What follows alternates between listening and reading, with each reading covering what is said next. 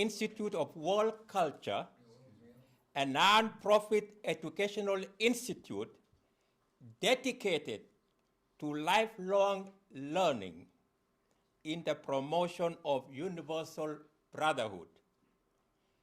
The institute is located in Santa Barbara, California, but is now also streaming events online at our YouTube channel, IWC in Santa Barbara. I am Danson Kiplagat, and I will be serving as a chair to today's event. Information regarding the Institute can be found on its website, worldculture.org, and in its monthly newsletter.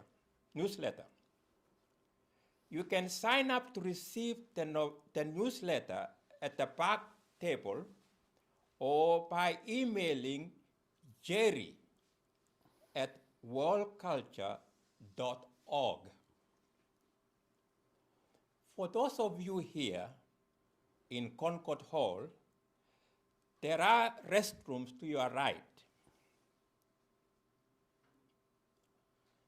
The 10 aims of the Institute are articulated in the Declaration of Interdependence and provide a foundation for all Institute programs.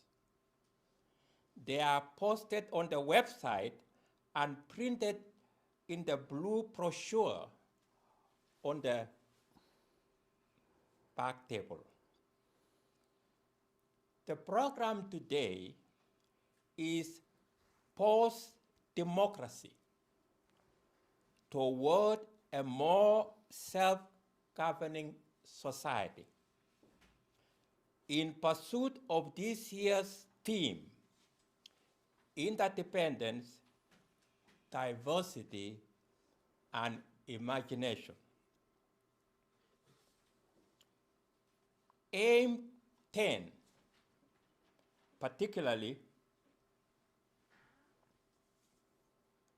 from the Declaration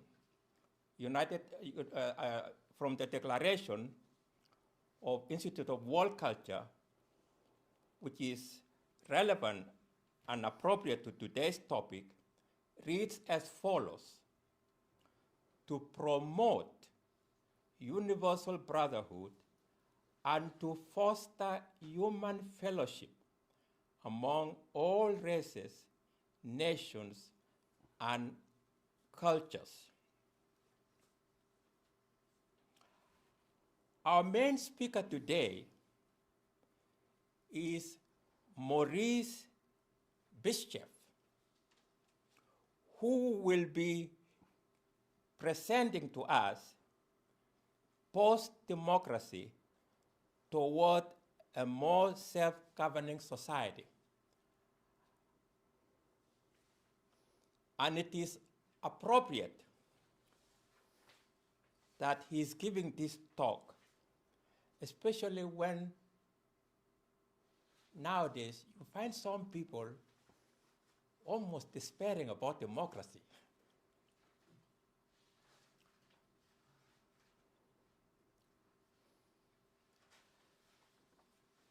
Dr.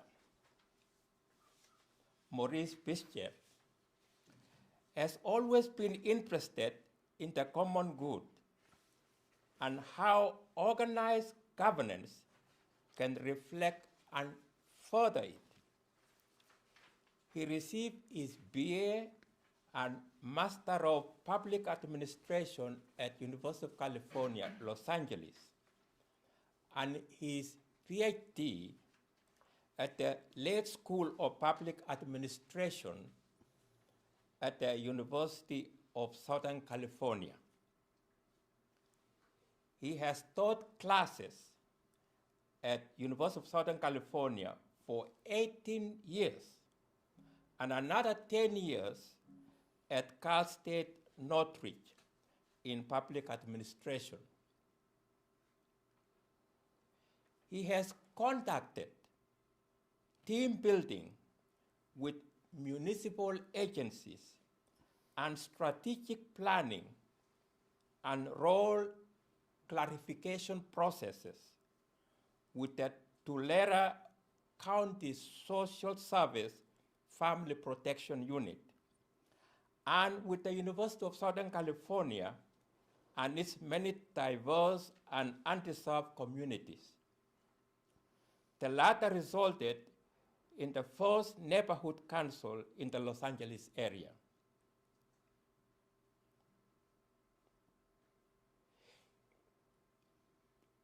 Dr. Maurice Bishop has given so many talks and contributions to the Institute of World Culture. Some of the talks he has given are impacts of globalization on real utopias and universal basic income. As we can see, the running silver thread in all these interests point to ideas, aspirations around drawing and unfolding out human potential. Without further ado, let us welcome our presenter, Dr. Maurice Bishop.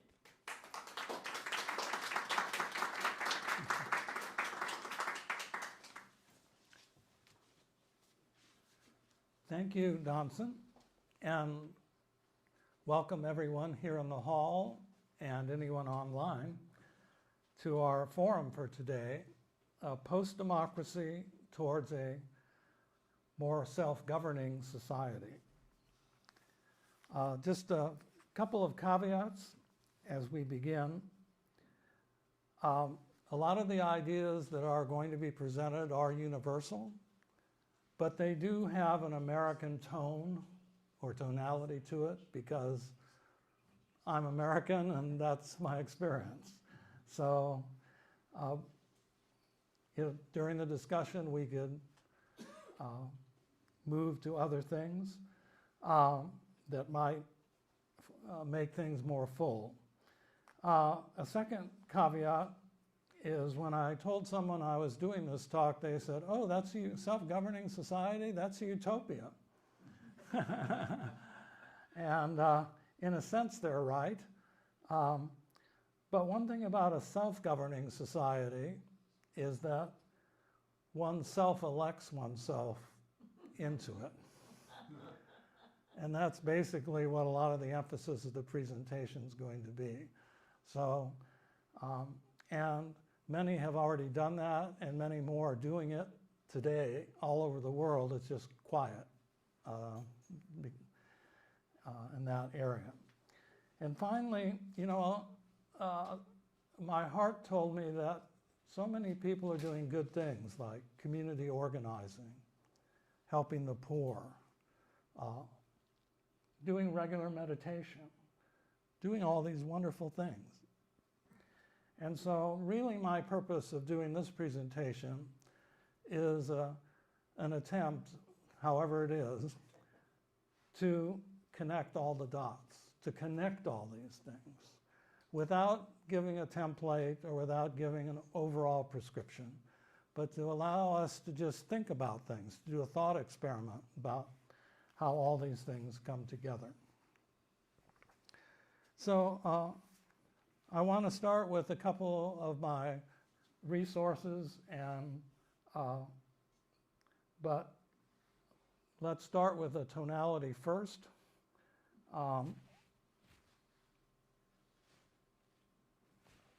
There we go. We can start with an idea from Thomas Paine, which seems to be very relevant today as people struggle with if democracy is going to make it here, there, or wherever, is that we have it in our power to begin the world over again.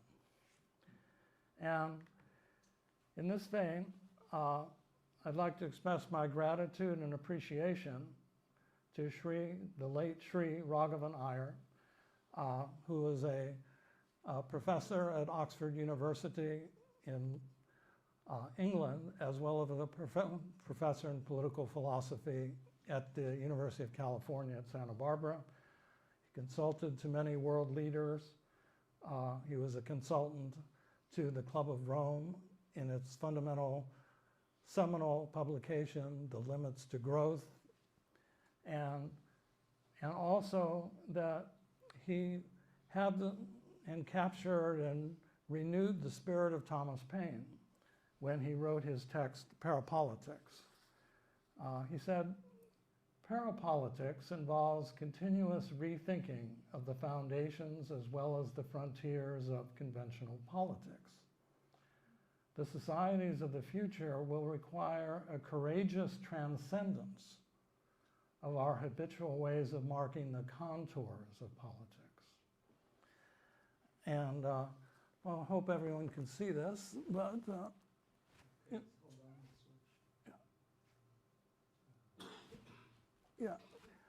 I highly recommend the book Parapolitics, and it is available here at the Concord Grove Press, Santa Barbara, California.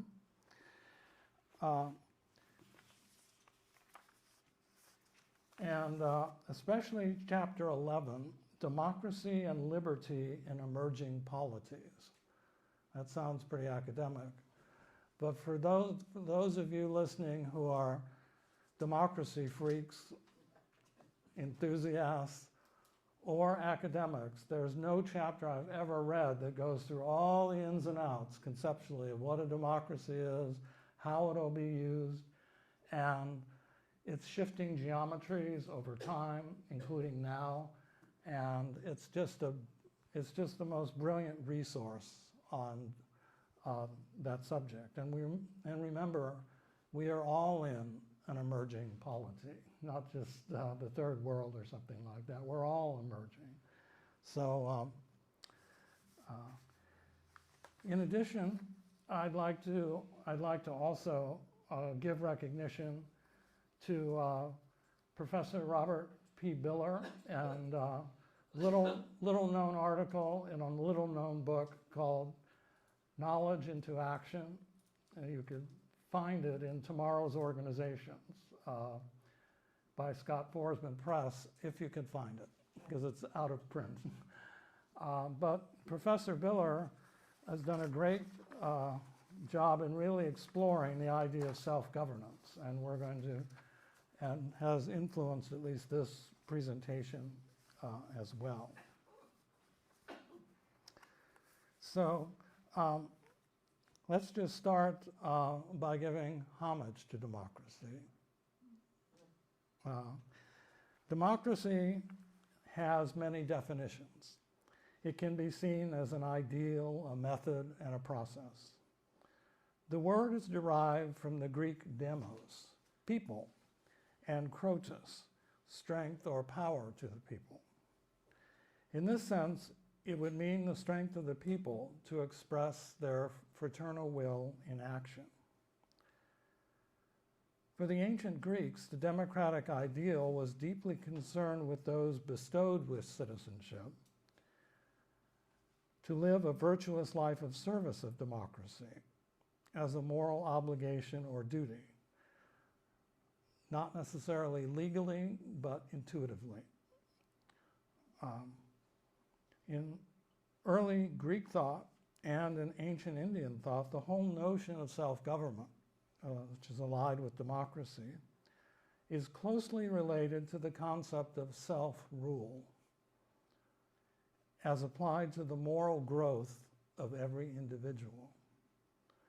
The health of the polity was always seen as reflecting the moral health of either the elites or large aggregates of citizens.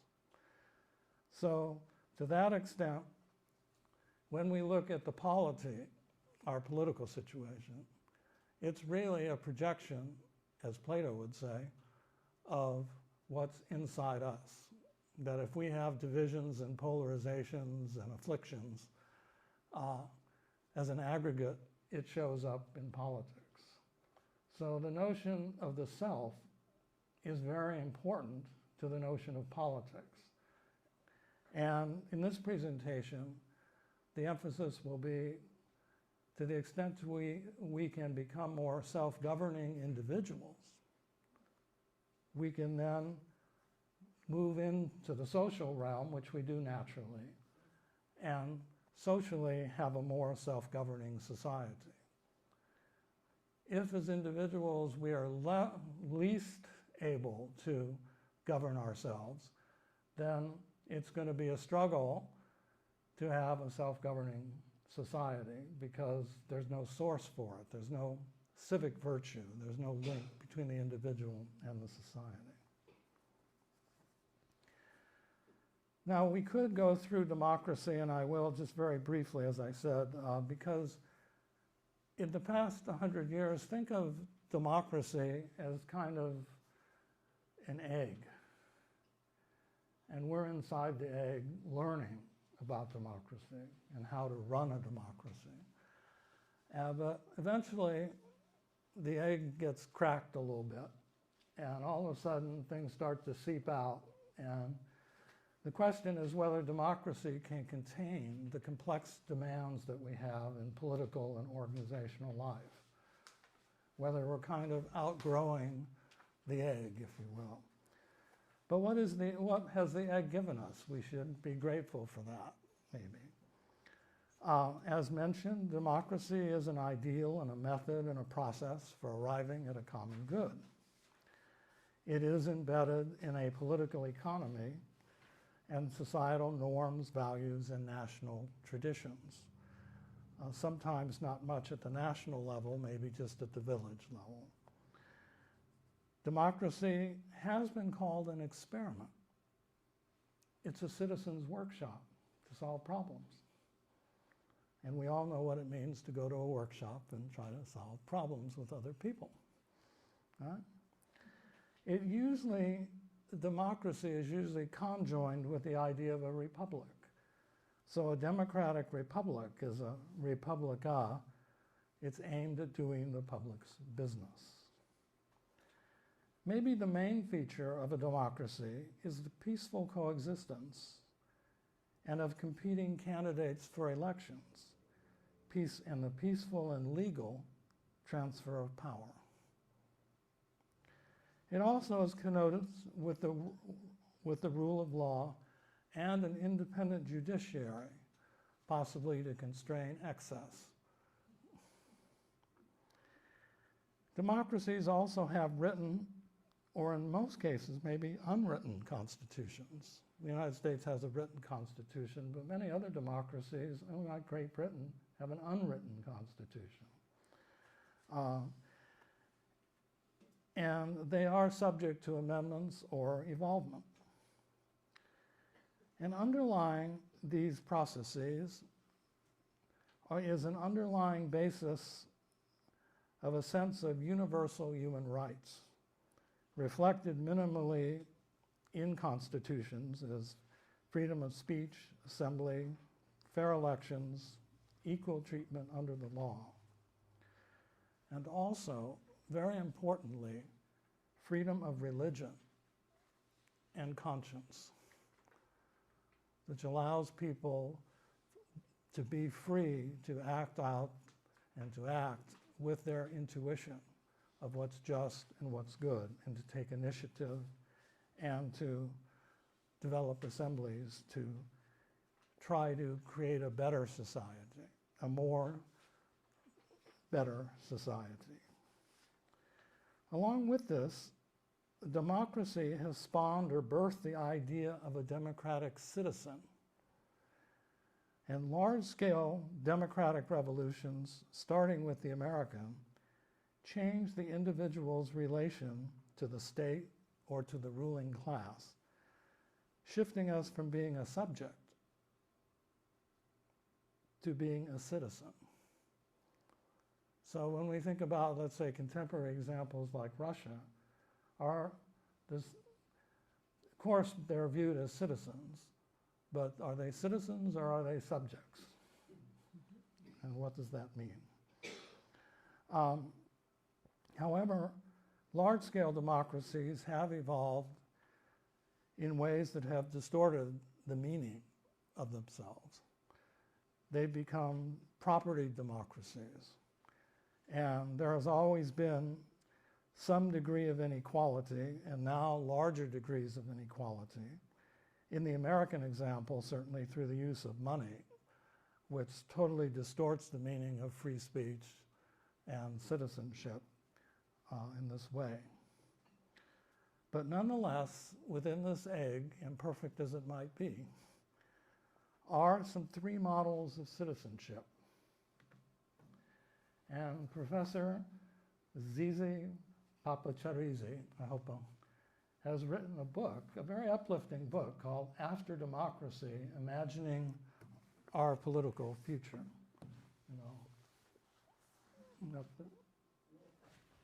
Yeah.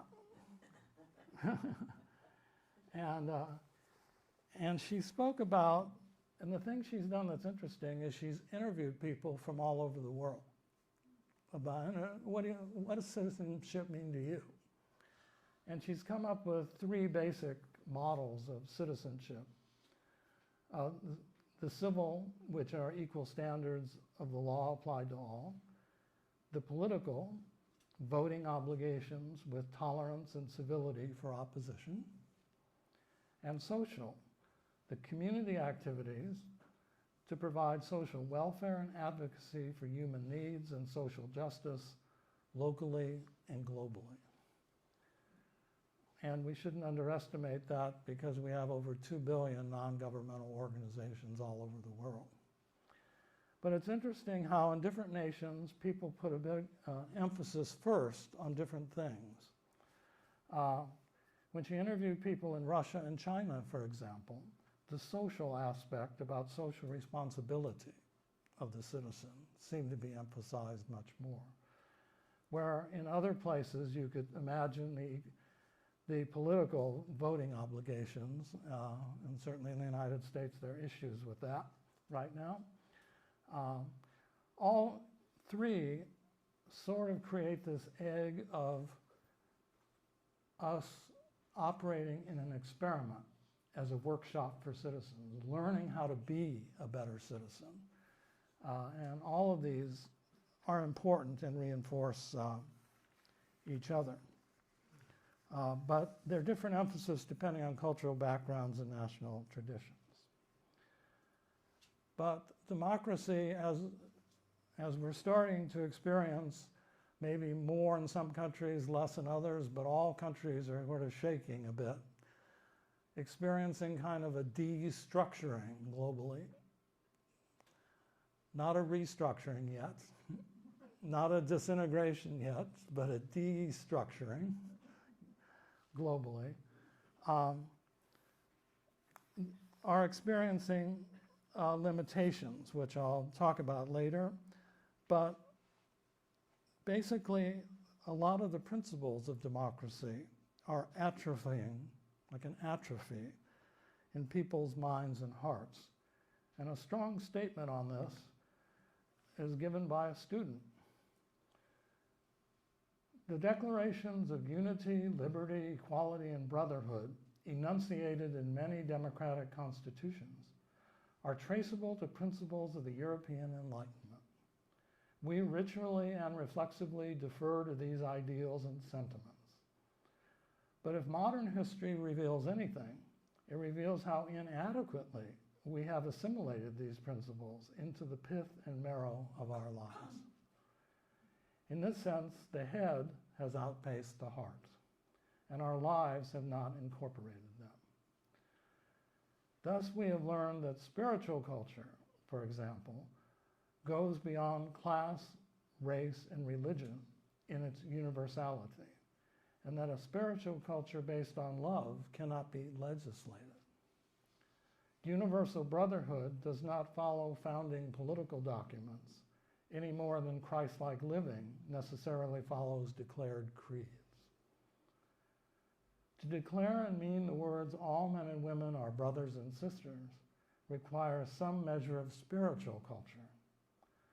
The political revolution in the United States in 1776, as radical as it was, remains incomplete because a system of law is not a system of love. A coercive collective is not a society of volition. So that is a really kind of a strong statement.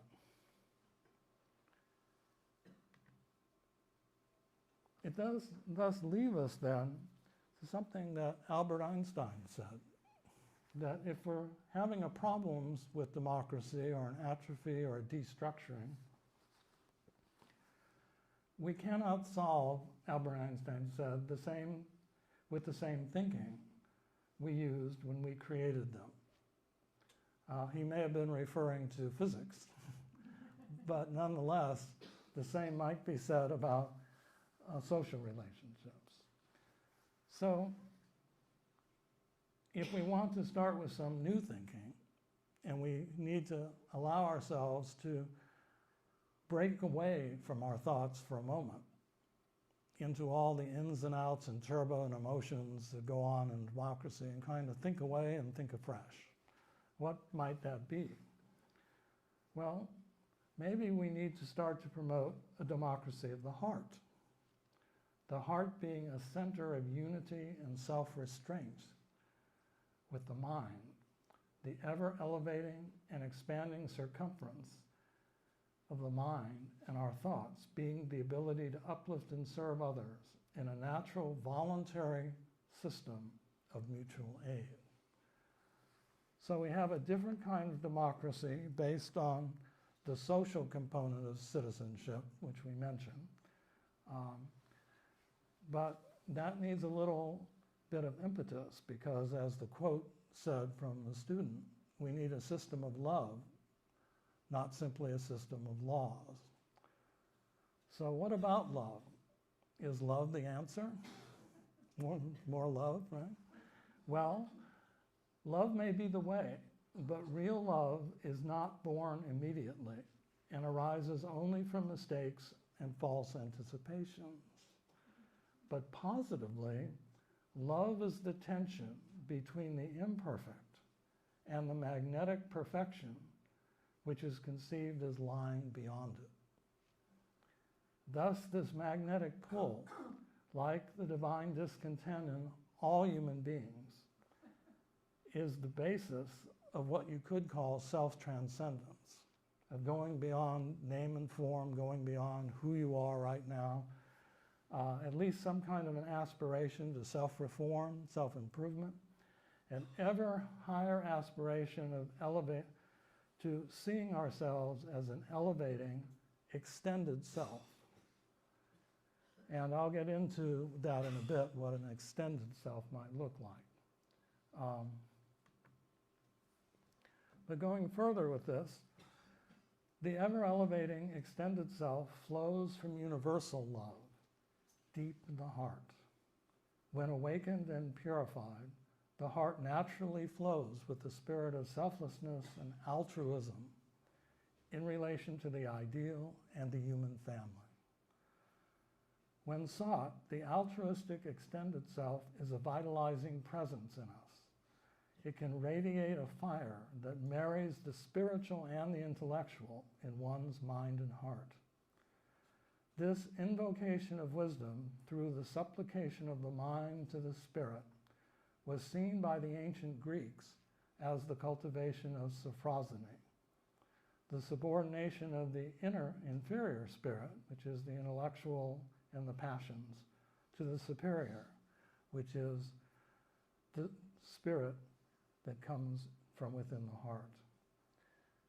And when wholehearted then, it evokes a natural empathy and compassion, endurance and moral courage in relation to others.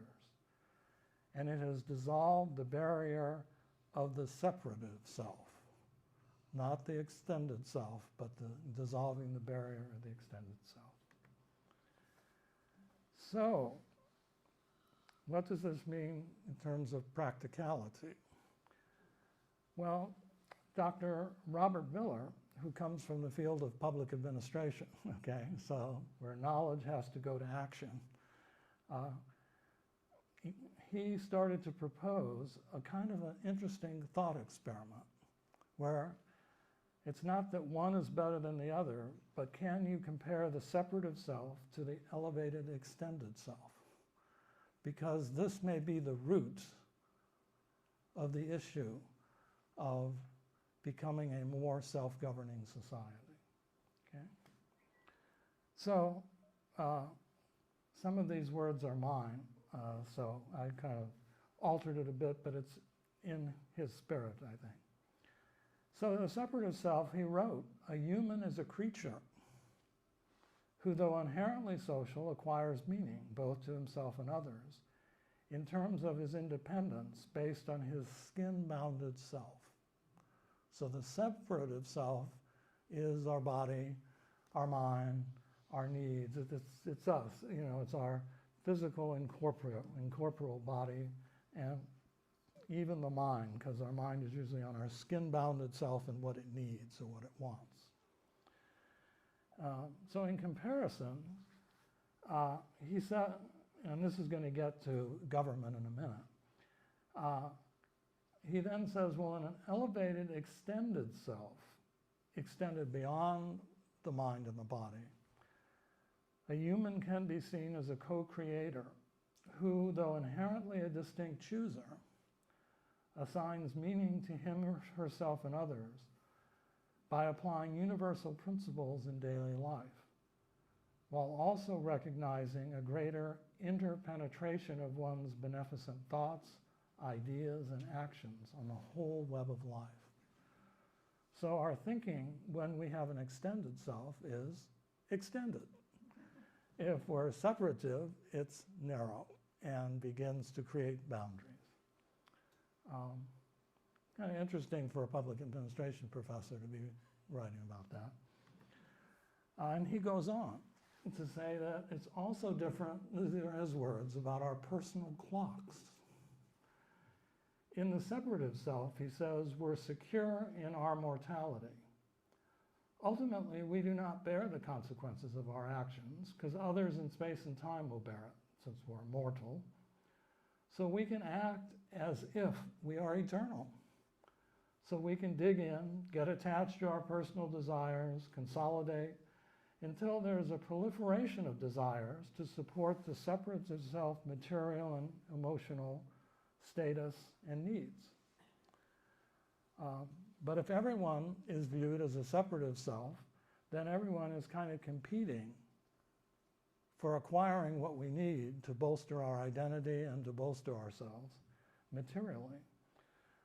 And with competition and a hyper-capitalism, where that's the holy water we pour over this rationalization, right? Oh, we've got to pursue our self-interest as a separative self, right?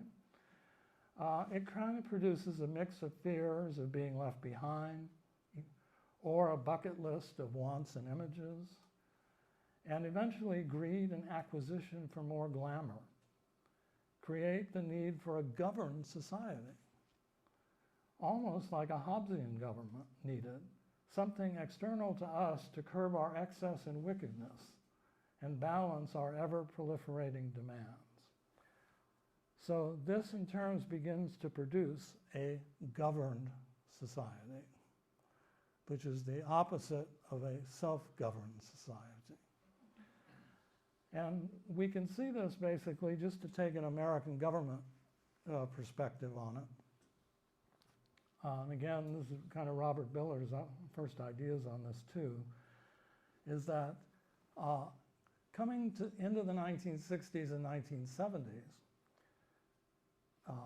interest groups, elected officials, and bureaucratic officials all had the same desire to grow, okay? The interest group would want something really good for their constituents. Back in the 70s, for example, in California, everyone should be subsidized to get a master's degree in public administration. I thought that was a pretty good idea too. It kept me employed. And think about it. it's good for the interest group. Now, what about the politician? Well, the politician, when they say yes, they get more votes. And it's hard to say no to people, right? When people come to you with a need. And everyone agrees that certainly someone getting a master's degree in public administration would certainly have a better view of the public interest with all the expertise that was needed, right? It's a good idea. There's nothing wrong with the idea, right? And what about the bureaucratic manager, the person who runs that program? They get to grow their program. And that means more status, higher salary, more employees. So you had this continual cycle. And while this is a trivial idea maybe, you wouldn't see it in your tax base. The public wouldn't notice that we were doing this. And in fact, there was such a proposal, it was limited to a few groups, that actually in the 1970s occurred. And no one knew about it except this little cabal, if you will, of groups. But what happens when everyone does that? I have not found, and maybe someone in our discussion can tell me, how to limit the continual growth of more and more programs, more and more good things. They're all good things. But how do you limit that? So someone, you have to limit it, but you have more regulations, because once you set up these programs, then there are these exceptions and these rules, and so pretty soon you have a lot of exceptions and rules. And pretty soon you have a more governed society. A society, and you, the people, may not know much about it because it's so complex and so distant. But let's take the opposite now. What about if you make the assumption and assign meaning in your life to becoming an elevated, extended self? Then you're not secure in your mortality, you're secure in your immortality.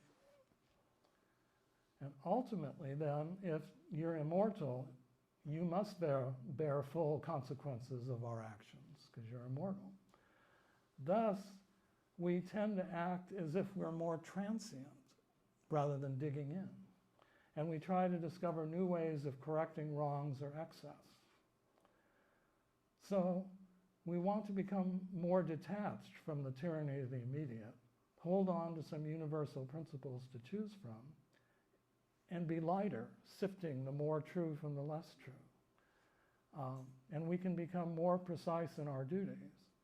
But in doing so, our emphasis is on lifelong learning and self-correction, continual self-correction, continually more self-governing.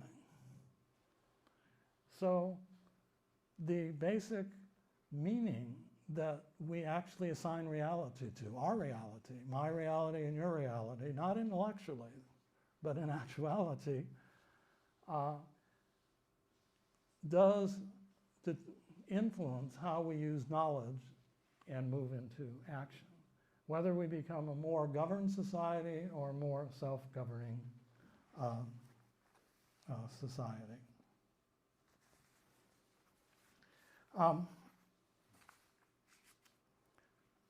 With this, Plato then urges us to see ourselves as a city and to harmonize disparate elements.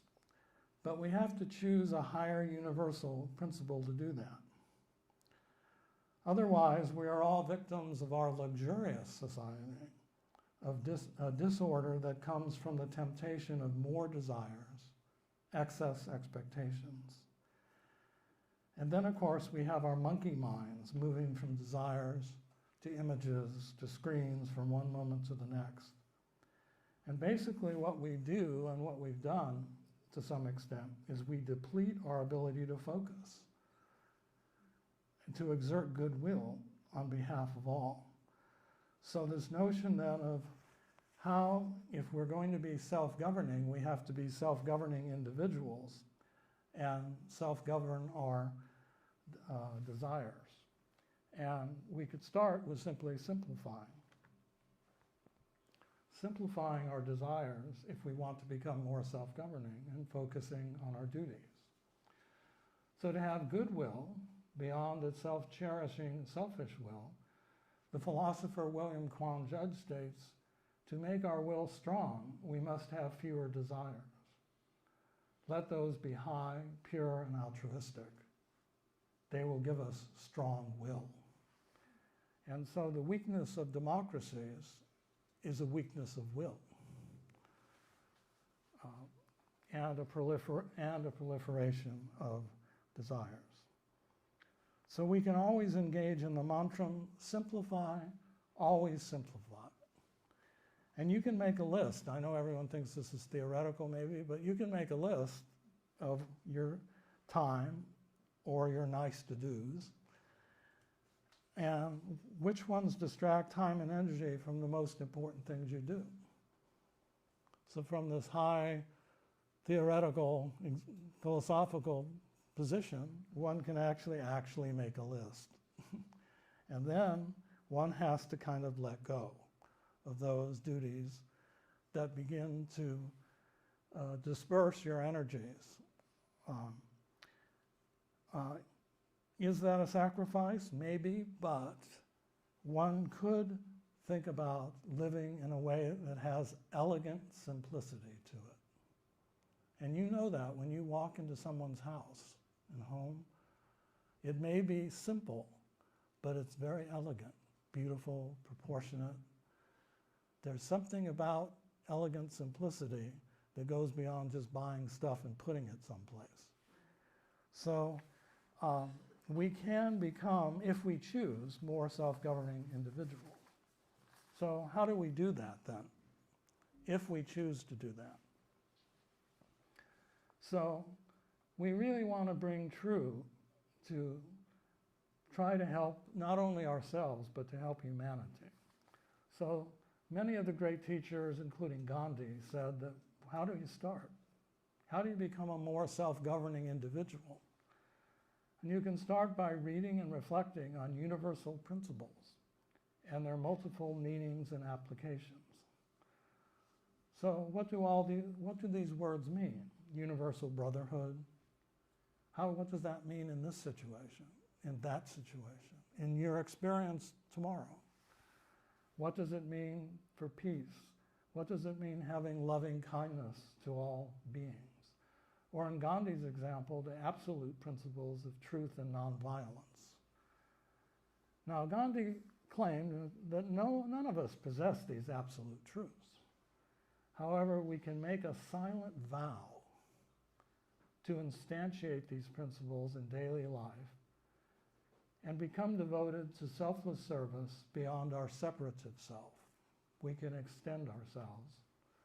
And a vow, if made silently and on behalf of all, and not for one's separative self, becomes like a right angle. When we all possess relative truths, we do have humility. Indeed, we actively search for error and self-correction. So we can true ourselves again and renew our vows. Almost a mechanical example is a thermostat, right?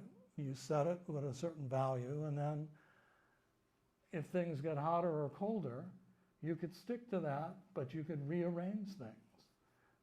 Well, this isn't mechanical, this is human life. In human life, we can regulate our own inner moral compass to become a guidepost. And so declaring a vow doesn't mean to beat yourself up the next day when your habit goes the other way, right?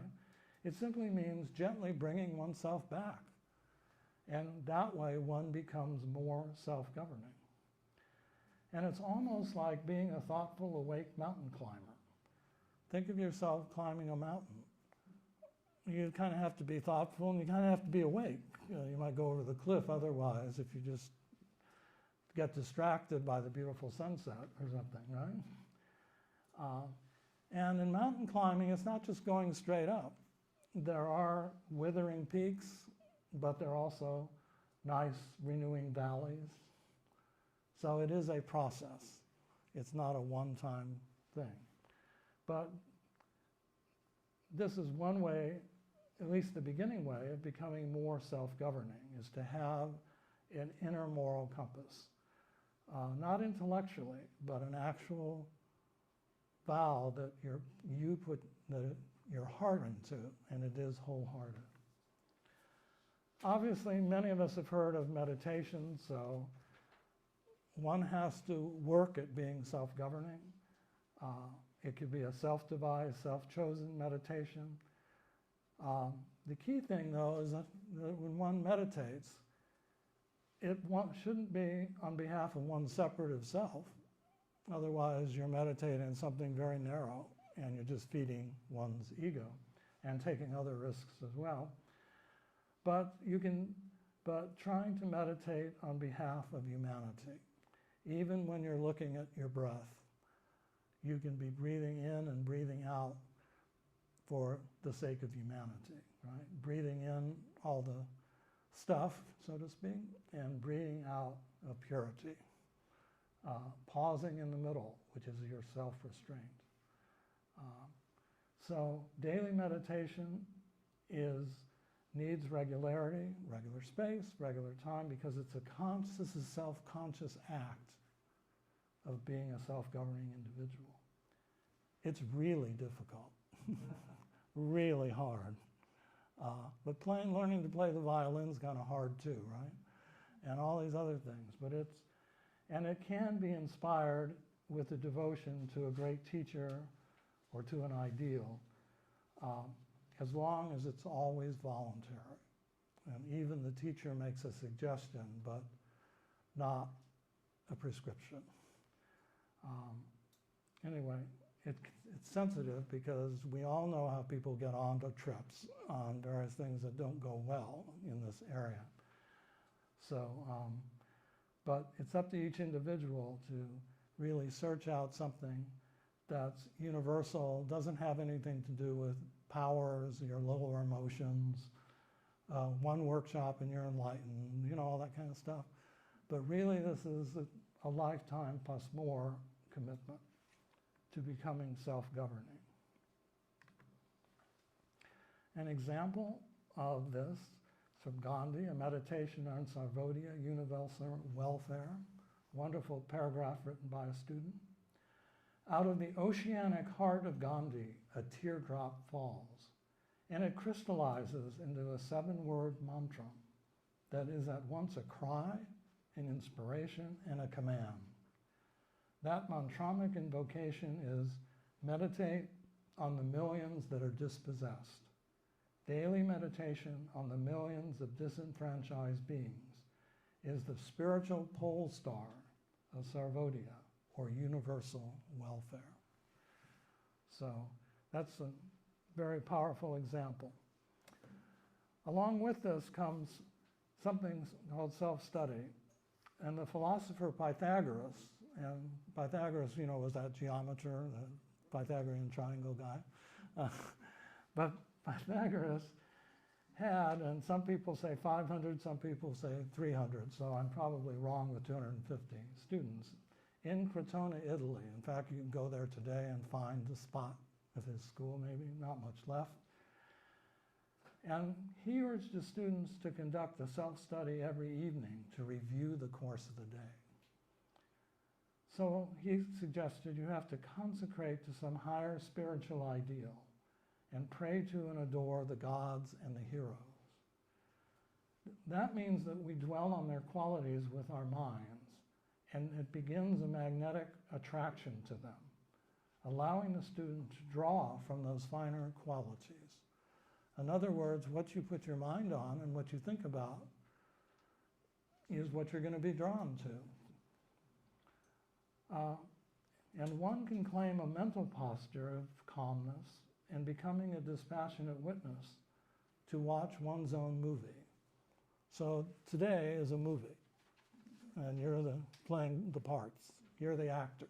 It's not maybe the true self of you, but you're the actor. And then Pythagoras says to review the events of the day 3 times. Asking first what were the positive, uplifting attitudes and the maybe not so positive acts of commission and omission. And then finally, what understanding of principles is really involved? What meaning could you connect to your own experience? Remember what understanding means. It's understanding. So if you use the word law, for example, what is your understanding of law? Is it consistency? Is it justice? Is it fairness? What is your understanding of law? So we have to go beyond just the words, right? To get the feeling in the heart, as well as to broaden the depth of our experience.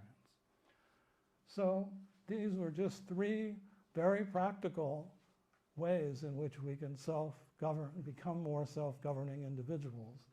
But as I said before, one has to self-elect. It's all voluntary in that sense. What time? I can't see the time, so. She's 7 and 3. Okay. 7 minutes and 3. Okay. So we now have a sense of how do we bring the spirit and discipline of individual self-governance into the social and political realms. And again, Gandhi did provide us the notion of being a trustee, of seeing yourself, of being a trustee.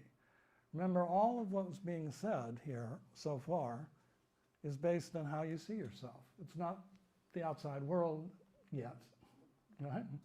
It's all what meaning and how you see yourself.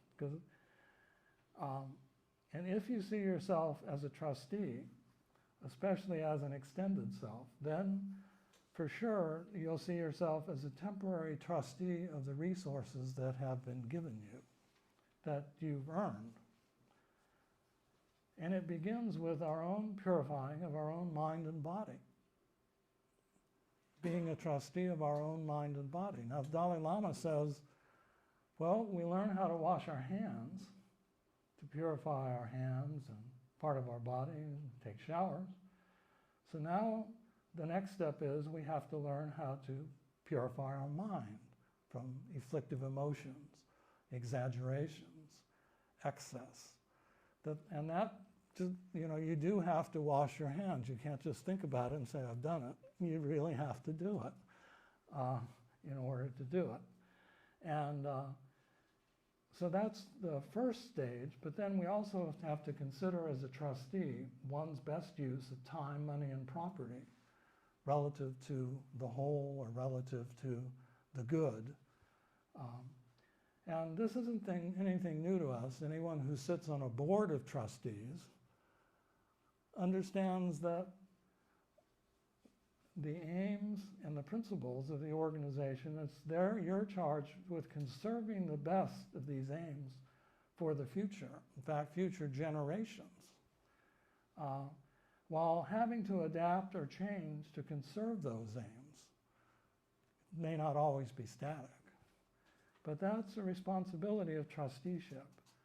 And to the extent to which we tread lightly because of the assumption that we're more of immortality than mortality, and we can tread lightly and we can become detached, then we can more easily become mentally flexible, mentally mobile in moving in different situations and seeing things without being trapped with the ego attachment, although it's always going to be there to some extent, but that ego attachment where we dig in and consolidate, and then it's hard to cooperate with others and maybe harder to see beyond all of them. So and this kind of idea that if we see ourselves as a trustee in social enterprises, whatever they might be, we can go beyond thinking that we have absolute ownership of something, because we're born and we die. So, and we can act as a greater good as a trustee. So, back to politics and governance then. What assumptions do we make about ourselves?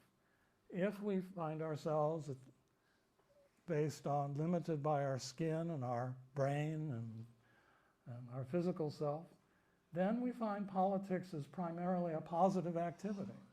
We can thrash out what people agree ought to be done and implement programs by these agreements, set targets, meet them. But the more we do that, and the more there's a proliferation of desires that prompt that from different interest groups, etc., the more of a governed society we have. It's not necessarily bad. Take Singapore, for example, as an ideal. They have a governed society, seems to me. But nonetheless, there are going to be tensions because if the individuals are not self-governing, and the tradition doesn't point to being self-governing by individuals, then it feels like a more coercive situation, a coercive collaborative, rather than a volitional society. On the other hand, if we take an elevated extended self, we find politics is primarily negative. And we don't have to glamorize it that much. That we thrash out what people agree ought not to be done. We agree we don't want to do that, not what we want to do, but what we don't want to be done. We set limits and try to avoid them. And we allow self-restraint and moral principles and collective aims and principles to make a self-governing society unavoidable. And I don't know which is best. Maybe a governed society, especially for small units, may be quite wonderful. But if we're going to make a self-governing society that allows for moral growth of individuals, allows for more expansion of the mind, then you might have a different view of politics and governance. Again, this is a thought experiment. So I'll be concluding now with just some ideas about where do we go with this changing contours of politics, of this extended self. Well, the first principle is just using a lot more informality. Social structures and rules cannot contain all of political and organizational life, and certainly not of a human being or collection of human beings. We can use informality both to try to fuse being precise with our roles, like Shakespeare, right? We all play a role, and confront with duty, and that earns us the natural right to exercise discretion, even role transcendence, within one's judgment of rule application. So if one's viewed by their colleagues as somebody who is very role precise, and you build up that reputation, then there's always the ability to, here's an exceptional case, you know, why don't I use that other rule? Because for them, that would be better. That would essentially express the aim of justice or what we want to do. So you got wiggle room and credibility. And people can act informal. They don't always have to act formally because human beings are always overflowing the bounds of social structures. This is, again, maybe stating this a different way, is the interstitials. One can find ways to take initiative so that one can find the interstitials between roles to inject a new spirit and more beneficence into political and organizational life nonviolently. So rather than try to overturn things impatiently with a sense of violence, one could deliberate and think about how one could use the interstitials between roles and the emerging changes that we don't yet even know about as a way of reshaping collectively with other people through the interstitials. And of course, then there is sacrifice. We can work with others, demonstrating our ability to sacrifice for a larger social harmony, such that nonviolent sacrifice combined with people viewing you as competent creates a credibility beyond words. So it isn't just what's said, but it's how you're viewed. And certainly Gandhi, in many of his social actions, would first, of course, try to draw out the best of everyone, of all sides and come up with a common good. And if that didn't work, yes, there might be a nonviolent action, peaceful, nonviolent. A sacrifice, because as you know, in many of those cases, you might die. Well, the British were nice people, but they did swing those big sticks. Or if you're an American patriot, like Thomas Paine, or Benjamin Franklin, you may get hung as a traitor. So these are big sacrifices, at least for me. And so these are some of the issues as we move into going beyond the nuts and bolts democracy. Then we can create micro groups that look to social cooperation to beat the system. How can we beat the system? It's by caring and sharing with other people. But to do that, we have to go beyond the separative self. We have to have this extended self to embrace other people and the ability and the pain to cooperate with them. Whether it's small spiritual centers of like-minded students, co-housing, eco-communities, intentional communities. Many of you know all about this, of course. Community land trusts. A community land trust is such that you can create a legal document which does not raise the rent beyond a certain point or does not raise the selling price of a property beyond a certain point. It doesn't have to be on the market. All of these then can encourage a public good and social cooperation beyond the accumulation of profit. In other words, non-market organizations. They don't always have to be transactional markets in order to make together as a composite a good society. So a keynote for the future and a summary of what I've been saying is that each person can choose their own self-devised methods to work toward spiritual regeneration with social responsibility. And we've outlined the 3 steps of meditation and self-study and taking a vow of universal ideals as a process that is done daily. And then over 7 years and 7 months, one can really see one's being and one's heart changing. So given a universal altruistic outlook and regular meditation, one can fit oneself to better serve others while becoming more detached and discriminating and self-restrained in speech, thought, if not in action. And one can use the universal principles as a center.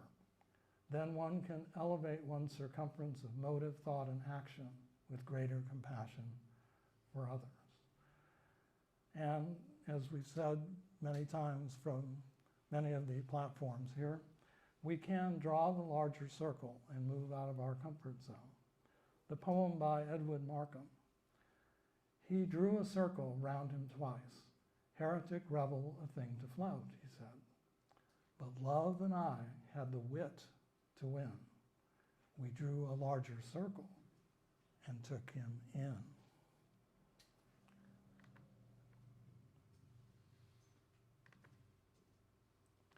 So finally, we can move to an Aquarian ideal, maybe a civilization of the future, but it's also emerging in the present, with harmony and understanding, sympathy and trust abounding, no more falsehoods or derisions, golden living dreams of visions. But to do that, we need to place our minds and place our attention on higher ideas towards creating in ourselves a continuity of consciousness, so we're not so diverted.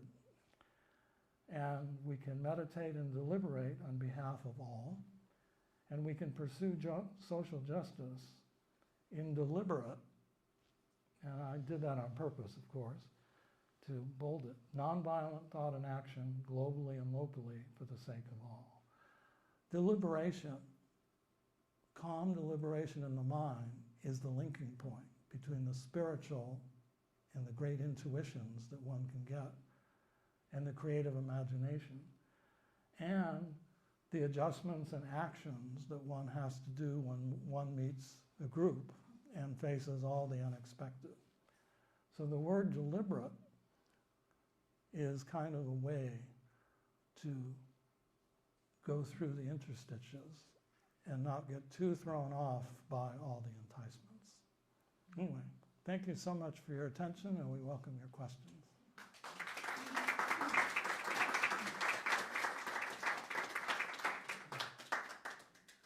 Robert, are you going to do mine?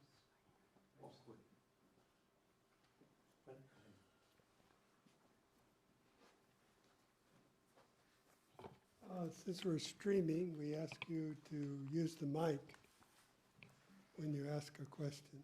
And hold it close to your mouth. Thank you. You know,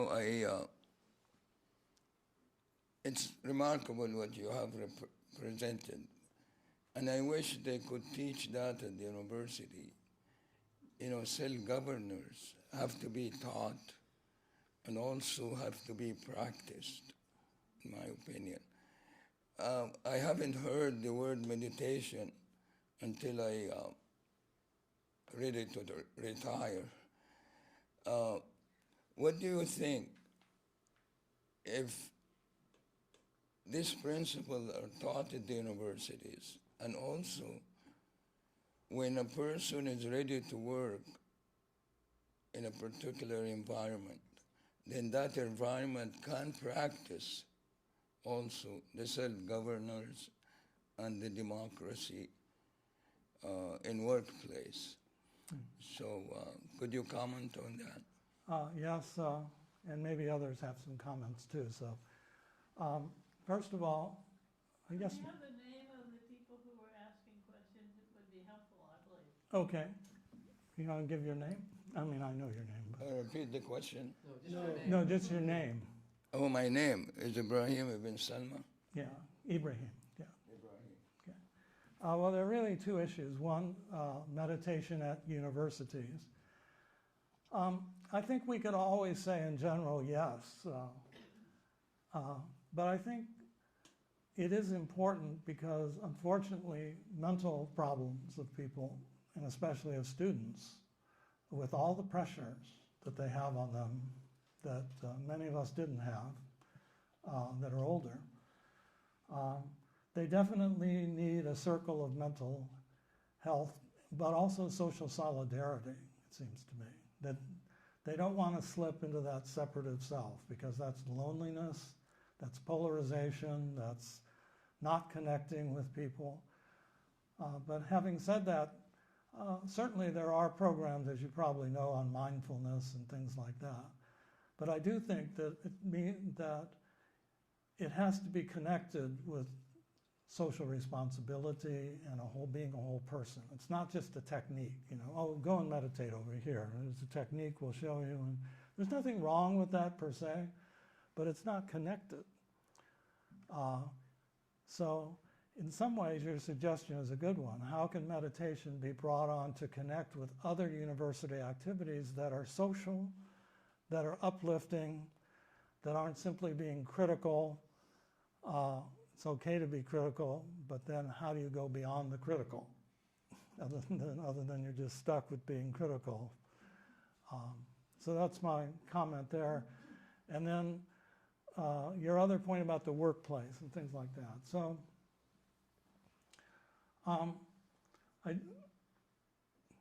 there is a way in the workplace of treating people with dignity and getting their ideas, and it's been done and was done for 30 years. So we know it's a real utopia, if you will. It has been done.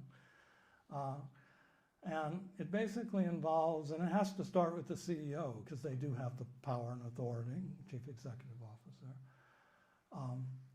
But it simply has sort of a twofold basis. One, on the top, the workers, management, and shareholders all have to create a constitution, if you want to call it that, where each group has a veto.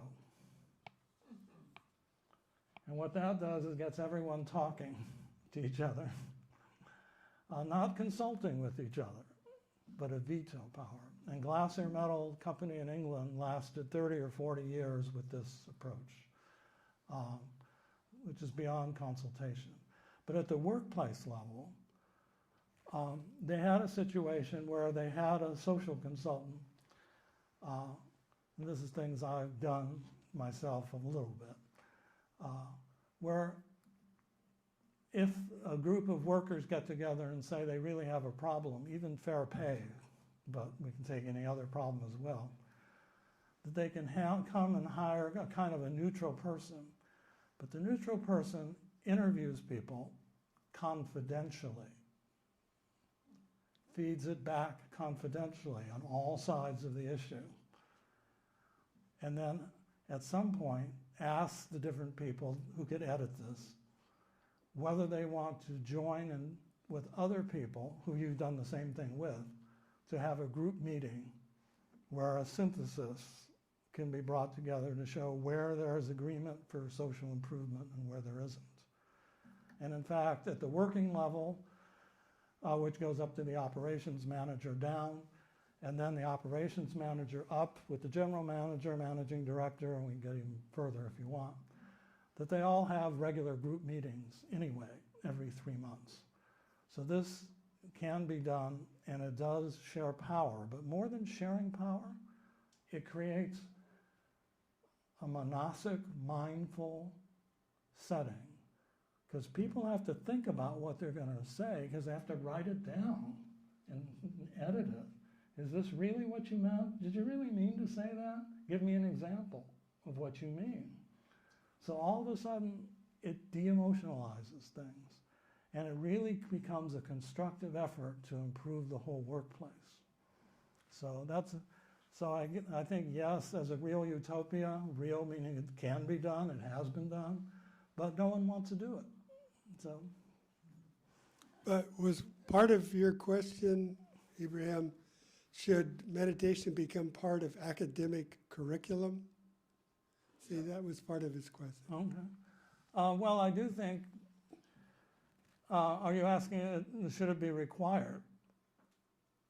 And I don't know if I would say yes, because to do meditation, it has to be voluntary. You have to bring your heart into it. You can go through the motions, or you can go through the procedures, and you might get some value out of it. But this is a society of self-governing, of volition. And it could be highly recommended, or maybe instead of meditation, for those who don't want to do it, maybe it's walking, or walking meditation, or this. But it can't, I don't think it, my own personal view, I'm not stating this is the end-all be-all by any means, that it simply cannot be required, because this is a voluntary, self-conscious, self-governing activity. Thank you. If pure democracy is the dictatorship of the majority, then what happens when the majority decides that it wants to persecute a minority? My name is Steve Bird, by the way. Well, the American founding fathers, of course, thought about that a lot. And they were worried about factions, minority factions, taking over the government, as well as majority factions. So they were aware that this was part of human nature. So you devise checks and balances, an independent judiciary system. But if, to take the extreme case, if it lasts 10 or 20 years, democracy is based, as we talked about at the beginning of the talk, on the moral level of civic virtue of the people. So if the majority wants to trash the minority, or the minority wants to trash some of the majority, if it lasts 20 or 30 years, it's a tough go. So 2 cheers for democracy, but not a third. Now that would be my response. Do you want to respond again? You can take the mic. But the founding fathers didn't do too well with that, did they? Particularly in regard to blacks, the native indigenous, women. other areas, Mexicans, Latino influence in the United States, in all those areas. They didn't. I think I mentioned in the talk, right, that the American Revolution was incomplete. And that a system of, the system of laws is not a system of love. That was the quote. And that's why you need to go beyond just propounding those things. But it was a start. It did allow people who viewed themselves as subjects of the British Empire to become citizens and to have some experimentation. And so it created a little embryonic, imperfect egg for people to begin to see themselves a little differently. But yes, it was very imperfect. The franchise was not extended. But in the end, you can't legislate love. So it's not about democracy itself. It's about something about human beings and what their choices are. And it goes back, I think, and the root goes back to whether people consider themselves a separative, selfish self, or whether they want to continue to expand their extended self, because it's through love that one expands their extended self. But thank you for the question. Wonderful. With regard to the question that, with regard to the question that Ibrahim, right? Yeah, raised, and as well as our friend about minority, can we say that what is needed in modern times, current times, is a change of paradigm, complete paradigm of who we are, who is everybody else, and how are we going to interact with others? Isn't it the case that modern education emphasizes the head, education of the head, the mind, Right. and all the intellect? But there's been found that, that when you emphasize the intellect, which is connected with what you are saying, the separate self, the intellect is very cold, it's very selfish. And when we emphasize that, you produce human beings who are selfish, concerned with their own, their own success, separate from other human beings. So my question then is, don't we need to change a paradigm in terms of what it means to be a human being? And therefore, meditate and think in terms of what it really means to be a human being. And does that involve education of the mind and the heart together, not one or the other? Yeah. Anyways, it's a Well, question, yes. Thank you, Donson. Yes. Well, again, in that quote, which is an amazing one, we have to go from the head to the heart, and we have to have a democracy of the heart, not just of the mind. And in practical terms, that means teaching, and this goes back to education, but also family authority relationships too, right? It has to go back to social cooperation, that we can't compete with each other and then bully each other in elementary school and high school and all that, but we have to have a feeling of cooperation. And we do have, like Montessori schools and others, that are alternatives to that. But that has to become mainstream, because by the time people do come to universities, they're, kind of locked in already. But I totally agree with you. It's a paradigm change, which is the reason even a professor of public administration says, no, we need to first look at the paradigm, the separative self or the extended self. So I'm in total agreement with you. Thank you.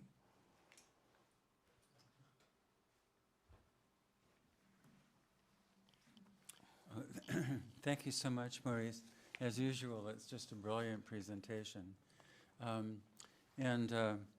I have a couple of things. I was thinking of Shakespeare's King Lear, and it is a real study. It's interesting that in that play, there is a study of nature with a small n and nature with a large n. And it kind of dictates where the thematic is suggesting, where the theme is suggesting this play is going. And to kind of follow up on what Danson just said and other people, it's interesting that the king thinks he's a pretty powerful guy, and he's stuck in the skin, as you have pointed out. And he expects his daughters to appreciate what his skin has done for them. And if they will tell him how great he is, he'll give them land. And his two daughters do just that, and they get a lot of land. The third daughter says, well, you know, I love you very much, but, you know, I'm not like them. They told him, oh, you're more than anything to me. I love you so much. Oh, my gosh, what will I do without you, and whatever. And she says, I love you proportionately. I love you because I have a life I want to live as well. And I will love you with that life, but I want to live my life as well. And he says, well, tough luck, you don't get anything. And then the play develops around how his two daughters, who praised him endlessly, kick him out of their palaces, and he has to turn inward at what kind of person he was and what kind of people he made. And the one daughter who was moved by her heart, who was also kicked out of England at the time, comes back to try to save him.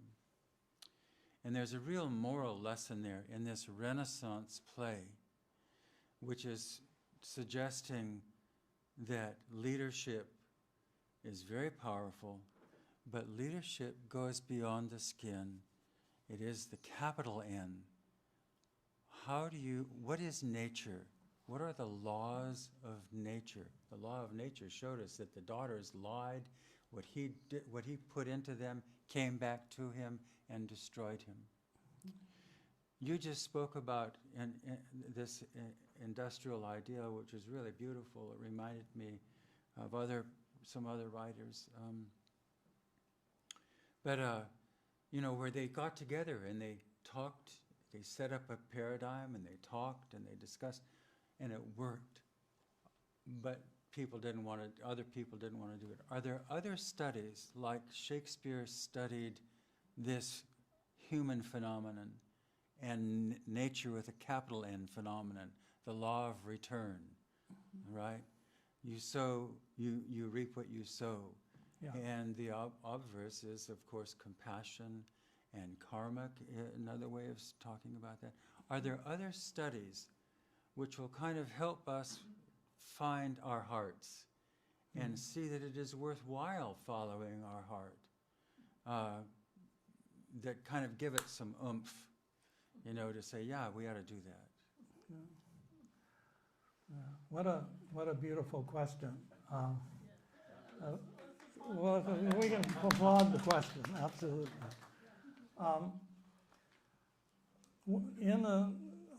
Just briefly, in the study of leadership, almost all great leaders have failed. And they've had to, one way or another, bounce back from that. But a lot of times, that simply means grinning and bearing it and still being in the separative self and not necessarily reaching out and becoming more compassionate. But other leaders over time may try in their own way to become more compassionate, certainly more charitable. In the history of the United States, we all know the big names of, you know, the Ford Foundation and all these foundations that give charities and things like that. However, there's probably less examples of a dramatic change like the one you're talking about, where people find their hearts. Many leaders, like George Marshall, certainly had a heart and connected with the mind, even if it's military, and after the war created the Marshall Plan. And it had a lot of mixed motives. It wasn't totally pure or anything. But it reached out to countries that were defeated and really lift them up. And this kind of idealism is available to everyone, even the separative self, if you will, that can draw out the separative self. And so leaders can, in their later lives, if not their early lives, all of a sudden be attracted to a different ideal and see things differently, as well as all human beings. But I'll throw it open, maybe someone has another example. Well, don't you think environmental science, ecology, shows how there's no separateness? Everything's interdependent. Yeah. In fact, everything's built on the small, on the microbes. The whole structure's founded on this things that we can't see with the naked eye.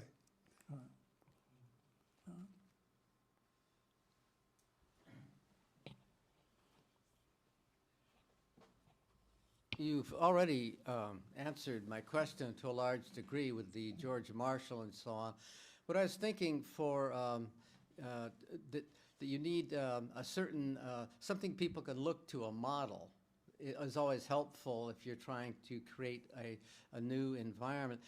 And that was one thing that was so impressive about what the Founding Fathers did, because they were coming up with something new. And so, of course, you had a lot of high-quality people there. And it seems like that is a great, with all its shortcomings, which Steve mentioned regarding the slavery question and other questions of that nature, that it wasn't perfection, but it has grown from that. It was a structure that could evolve. So I guess my question is, do you have a sense of leaders and movements that would focus people's attention on the incredible positive attributes that you've mentioned here this afternoon? Do you have a sense of what people would buy? You know, what they would, you know, what leaders and movements and so on have been successful that give an obvious focus on what can be achieved?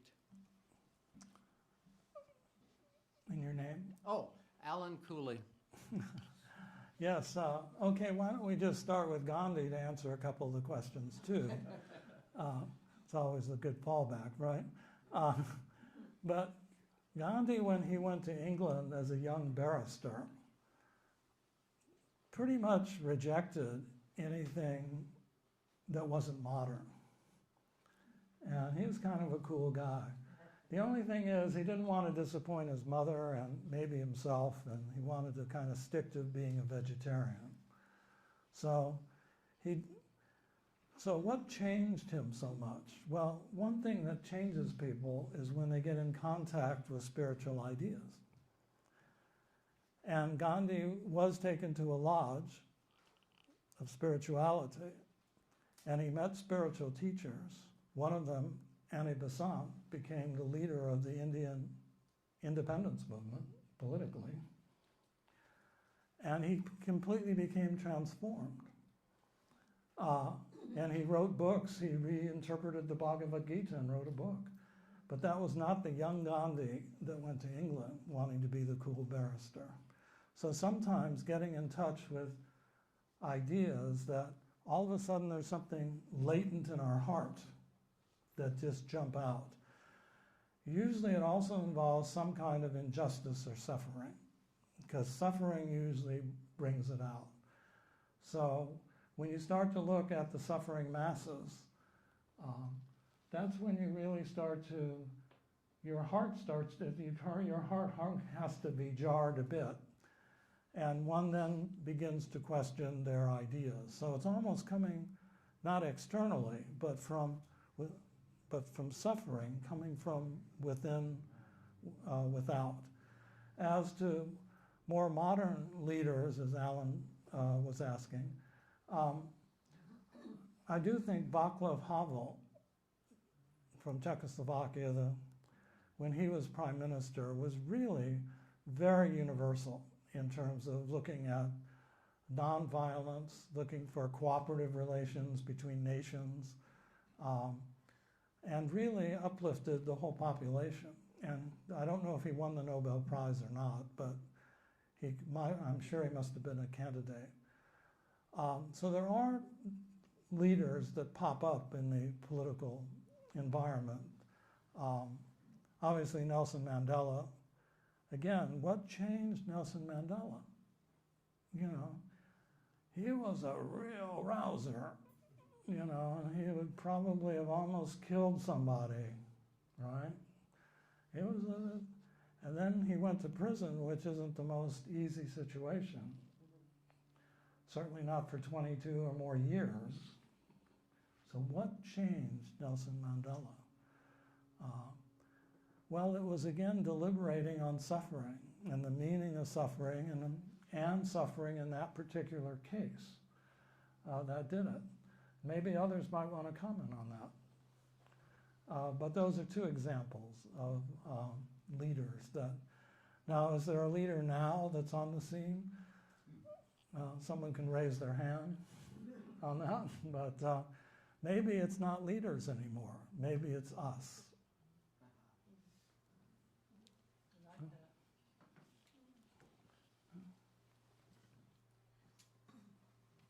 This just goes along with the same conversation, but what is it that gives us or helps us to become patient and appreciate the process?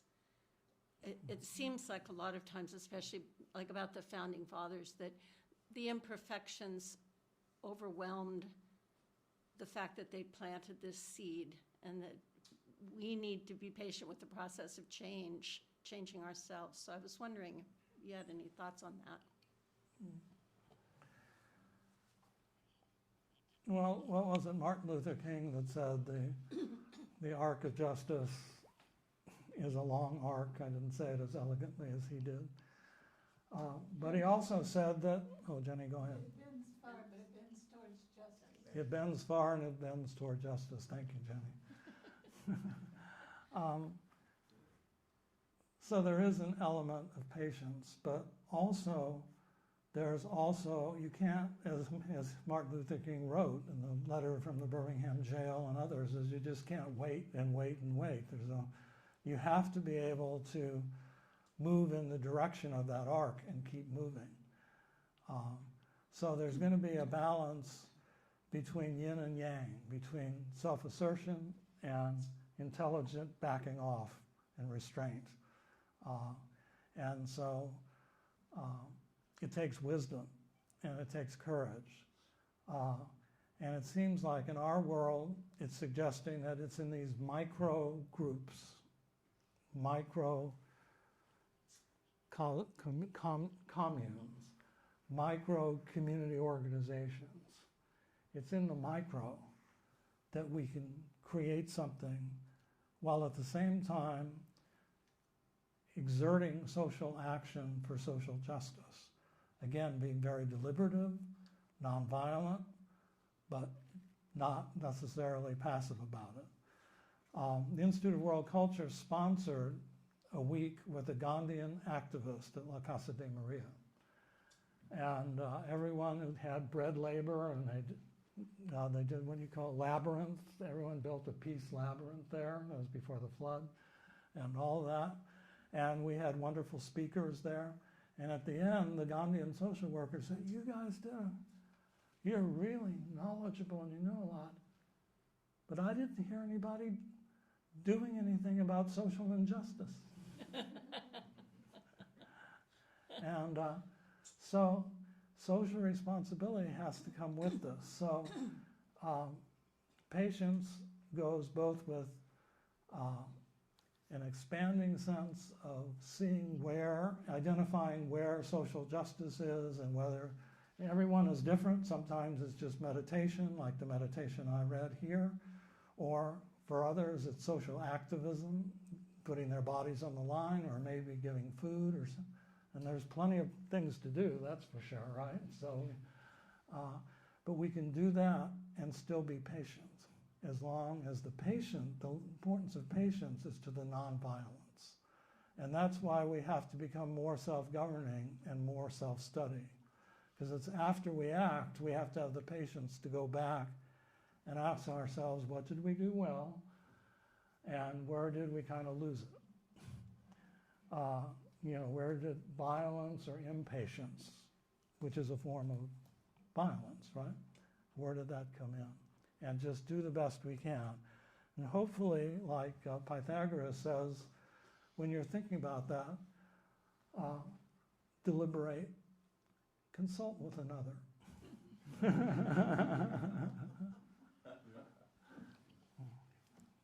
Oh, right here. I think I'm probably going to use the wrong words, but it's my understanding that, the Founding Fathers spent 3 months locked up in the Philadelphia room designing what? Constitution? Declaration of Independence? I don't think so. No, I think.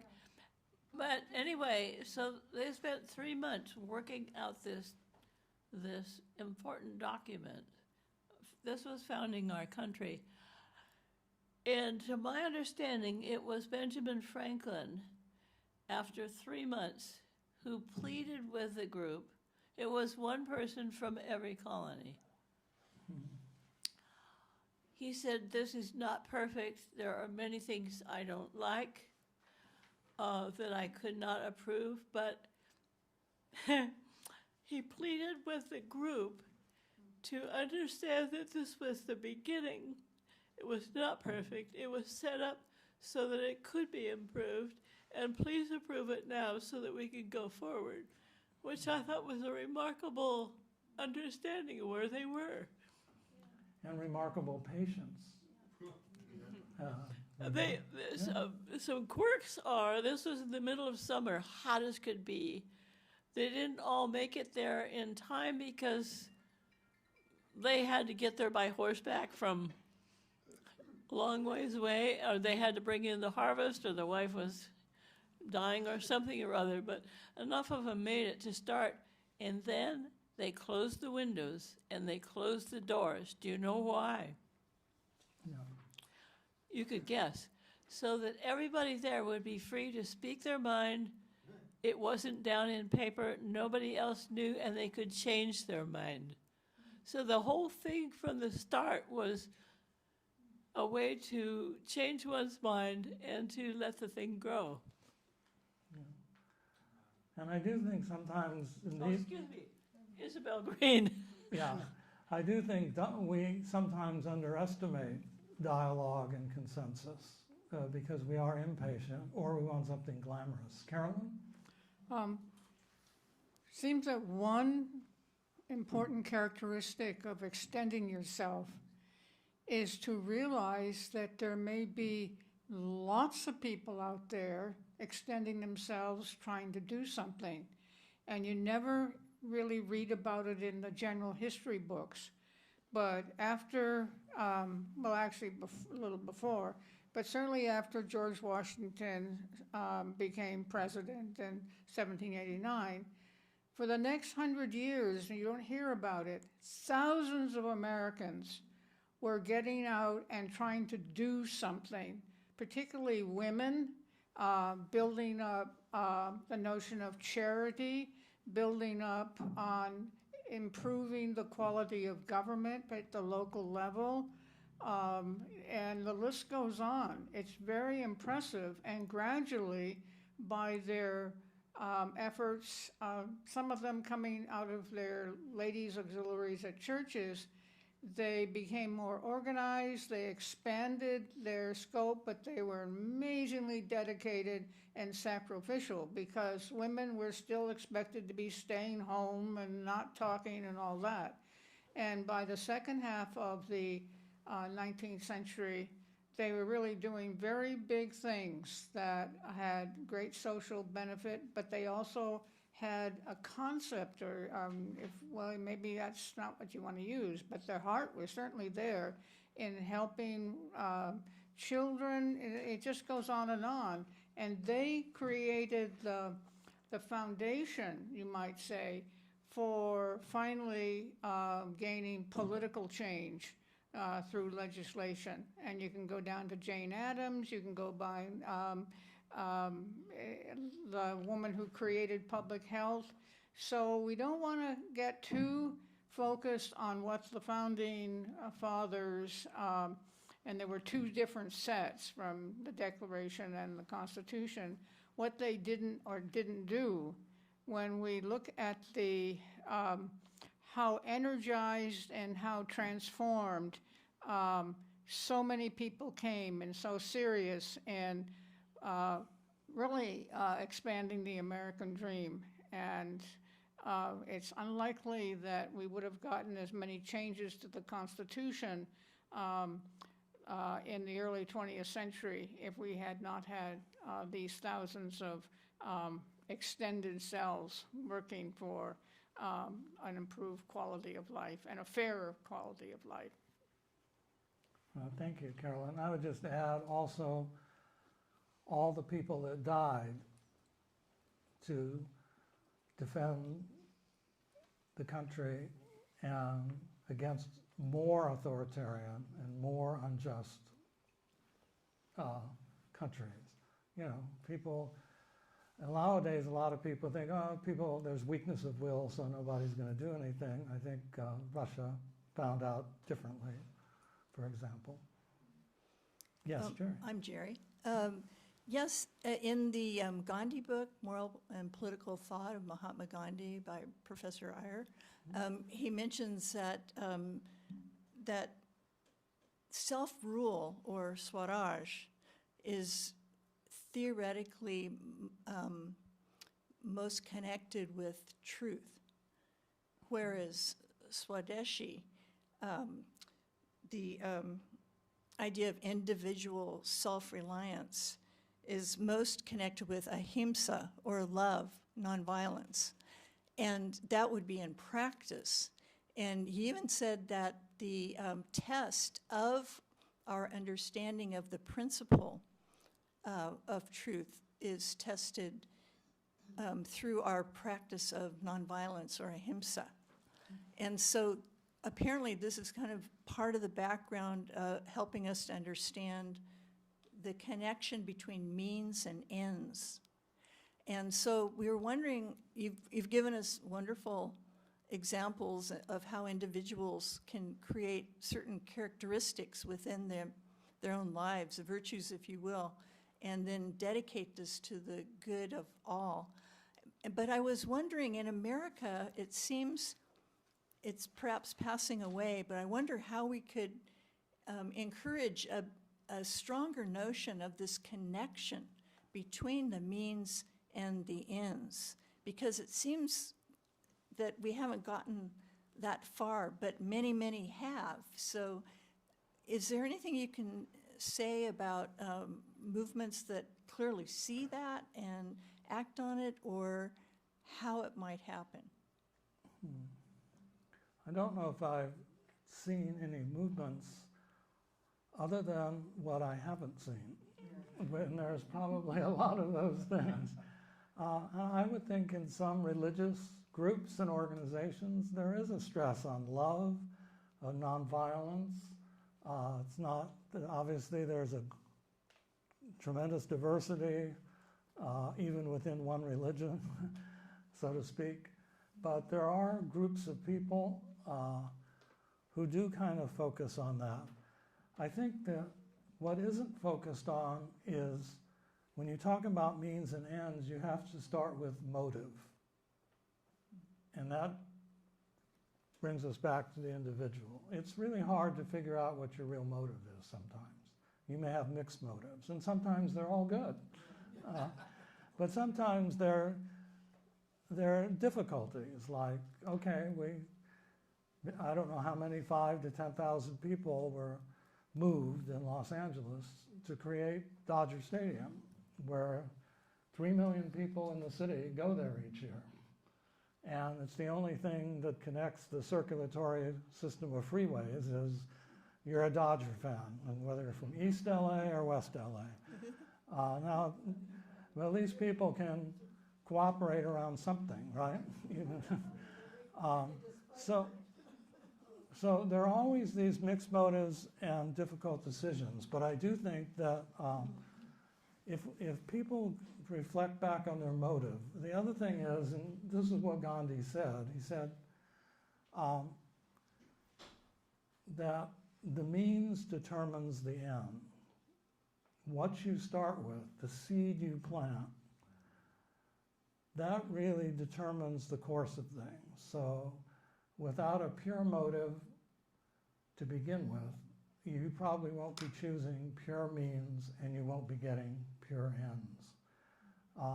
That's difficult for people to understand. Why? Because we're attached to the ends, right? We're attached to results, not to the process that gets us to the result, but we're attached to the results. We're failures if we don't get the result we want. So we're attached to the ends, and then when we become utilitarian, the greatest number, the majority for the greatest good, then the minority, we don't care if we trash the minority because we're on ends.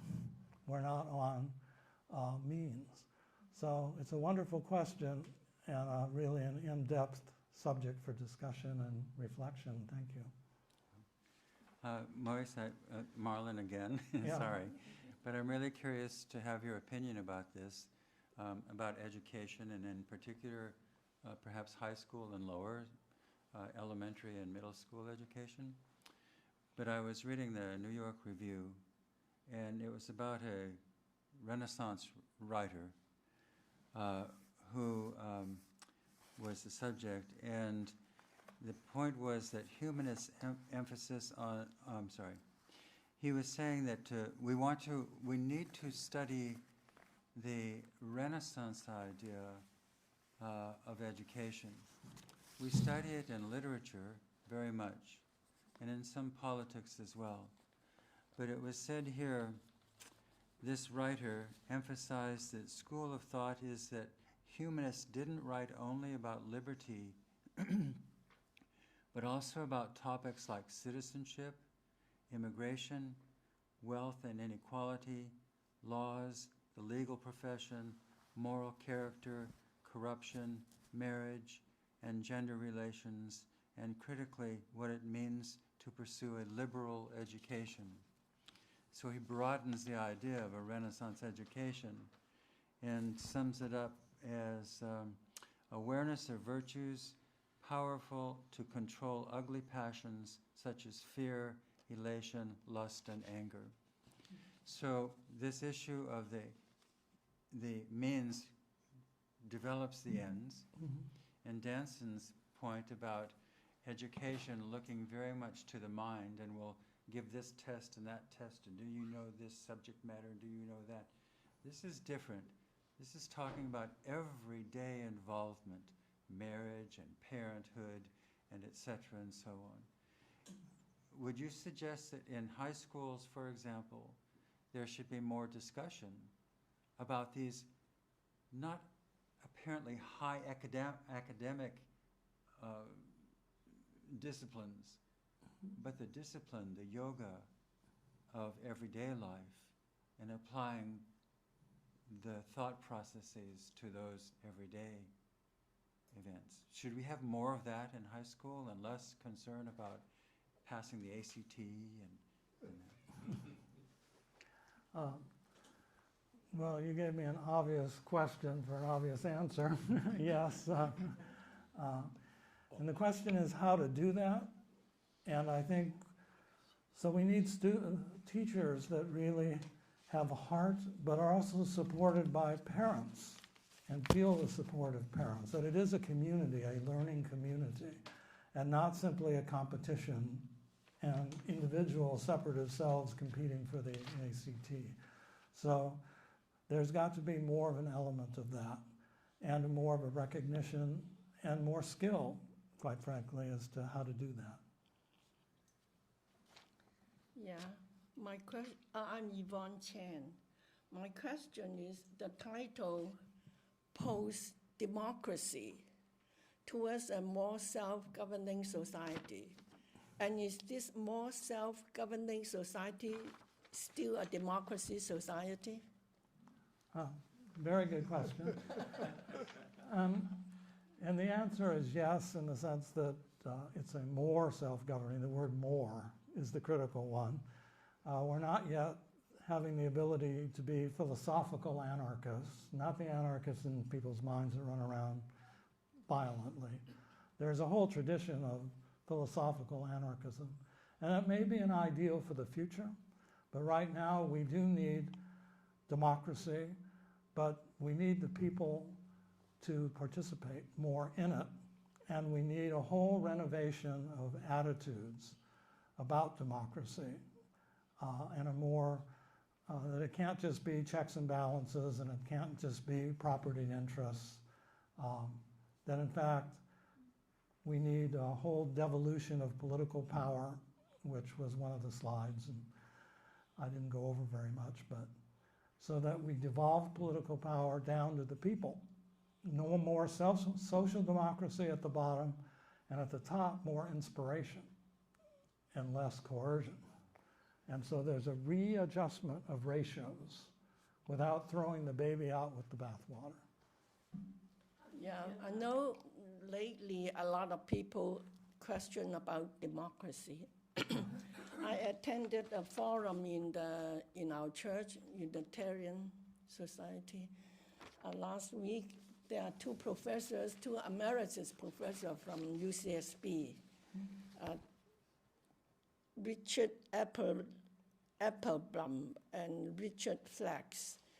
They have a very intense presentation last week. So the title of that forum is Fixing Capitalism to Save Democracy. It looks like it's more pragmatic way instead of our idealist way. As you have suggested, we should have meditation, love, but in this technological advanced society, I think it's more like we need organizations instead of individual can do very little. So I think capitalism is really pose the most threat to democracy, I think. Well, I can just comment that capitalism with advertising, images, drawing people, media, we're talking about, I don't know, at what age does it start? 8 years old, literally on screens, right? That there's so much subliminal advertising with capitalism that it is very, very difficult. So one certainly can invoke antitrust laws and things like that, but there's a weakness of will, and you can pass a law that's against capitalism, but is that going to change anyone's real behavior? Is it going to change the proliferation of people's desires to material things, to things that aren't involved with real cooperation and self-governance? But it's definitely something that one can participate in. There's nothing, it's not like it's either or. But the question is whether by restricting capitalism, do you restrict people's proliferation of desires? Because it's an unlimited explosion. So it really involves something more. It does involve more love. And I don't know if they spoke about love at your church or not. They talk about how capitalism used by China, and they lifted billions of people out of poverty. Yeah. And talk about, and there's other books they recommended. I haven't had time to look into it yet, but I will try to read some of the books they recommend. Yeah. Well, there are different perspectives. Yeah. Yeah, there are different perspectives. Yeah. Do we have time? I just probably related to what Yvonne was just talking about. In your talk, you spoke about enhancing our strength in self-governance by pursuing lifelong learning and self-correction. And I was just thinking, many people have written about the changes in the society of the future, where we would have more learning societies. But that means that, in my mind, that one would love to learn. But it was interesting to think of it with the dynamic counterpoint of self-correction, because you don't assume just because you engage in learning that you are self-correcting. I just want to know if you could speak to that idea of lifelong learning. Does it always include self-correction, or does that have to be learned and deliberately sought? Thank you. That was Jenny.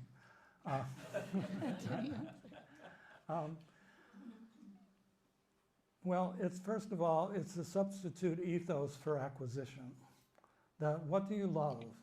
Where do you put your attention? Is it on your lifestyle and acquiring more or substituting this for that in a material good? Or does one get the joy of lifelong learning about people, of cultures, like at the Institute of World Culture, etc.? So there is that shift that has to be from the separative self of acquisition to support it. And it's a weak identity, right? To make sure it has status by having a McMansion or having a this or that, right? And so now we get to lifelong learning, on the other hand. So we now have a situation where one might discover that in the extended self, that other human beings might be interesting. We might even take an interest in what somebody else has to say, as opposed to what we think. Yeah, that is a dramatic change. The fact that we react to it like that shows us the extent of sickness, really. Just the way we have to react to it like that. So lifelong learning, more and more people are finding limitations than meaning, that acquisition doesn't give them meaning anymore, or may even create suffering for them. Or they see more suffering in the world, and it's hard not to see it these days. I know a lot of people don't, but it's all around, right? So it's an alternative, this lifelong learning. But then the question is, okay, what are we learning? Well, where do we want to put our attention to what we learn? And it could be a lot of things. It's not like a prescriptive, you have to do this. But isn't part of learning, if we really learn something, don't we see where error is? A part of that is seeing an error or a misperception or a perception we didn't have before. And what is learning but assimilating and, if necessary, correcting? So it seems to me that correction is part of assimilating, and assimilating is part of lifelong learning. Of course, if we have a separative self, we're not interested, because we're more interested in what's coming from the outside to get more, or to maintain our status at the local bridge club or something like that. So. Anyway, I think our time is about up. I can't see it, but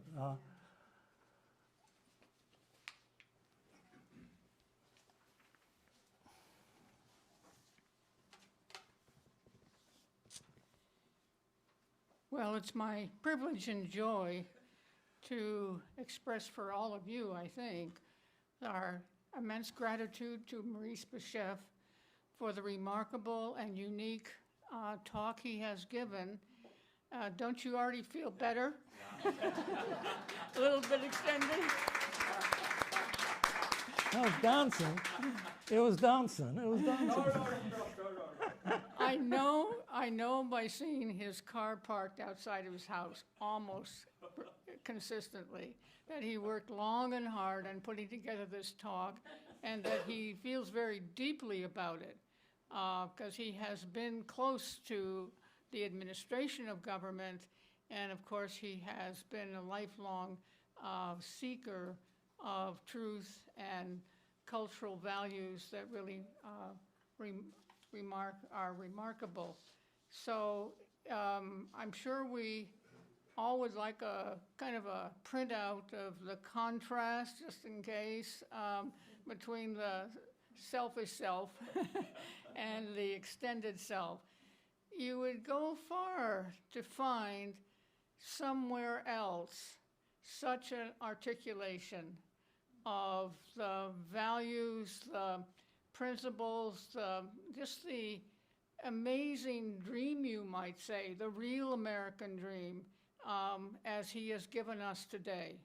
So we've, I sure, learned so much and have so much to kind of stir us to be both do more Pythagorean self-examination about our motives and our use of time and all of that, and the opportunities that we could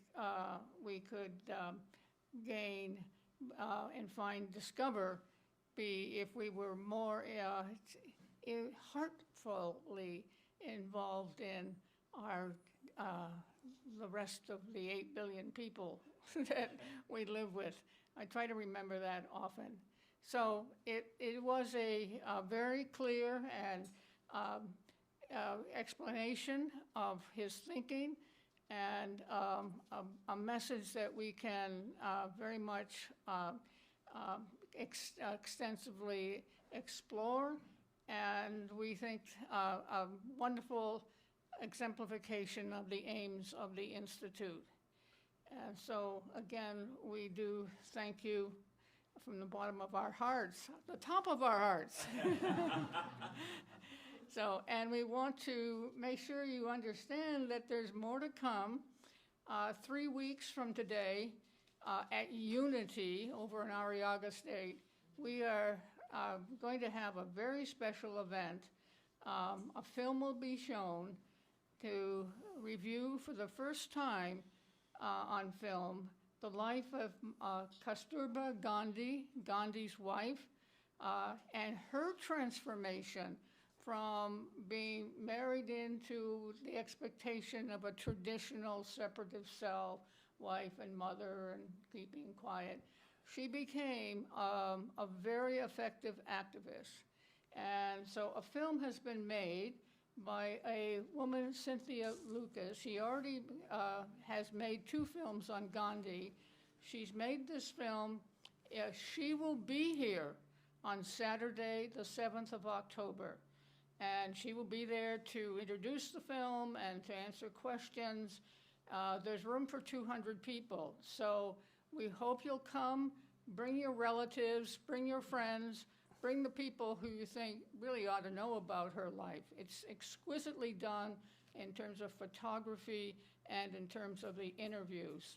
So that's at 7 to 9 p.m., Saturday the 7th, and you can find the flyer on the Institute website, so you can print out 10 and give them away and do everything you can to get people there. We will also be having, at the end of October, a very interesting and unique program on mysticism, imagination, and social responsibility, the life and writings of George William Russell, sometimes known as A.E. And he might be more known for his writings on mysticism and his bringing to surface some of the mythology of ancient Ireland. But he also was very involved in trying to nourish a new vision of agriculture and new principles of the use of land. So this will be given by Kirk Radine, and it comes out of his, I think, transition from into a larger extension of concern. So those 2 events are coming up in October, and remember, if you're not on our newsletter, you can sign up there. You'll get the monthly newsletter and all the reminders and special things.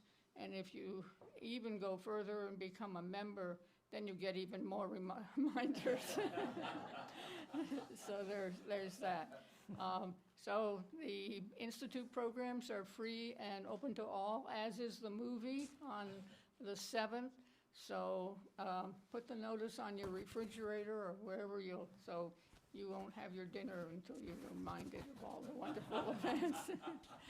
So again, thank you, and we want to thank you also for the very robust debate based on very probing questions. You seem to understand that that was part of the vision of today's event that Maurice valued so much is to hear from you, because he knows that you are all people who are giving thought and want something better than what we tend to read in the newspaper. We are in difficult times, and I was reading about the flood that destroyed the whole earth recently. Well, we're having floods that don't destroy the whole earth, but who knows what's going to happen in the future. But meanwhile, again, thank you, Maurice. Oh, thank you.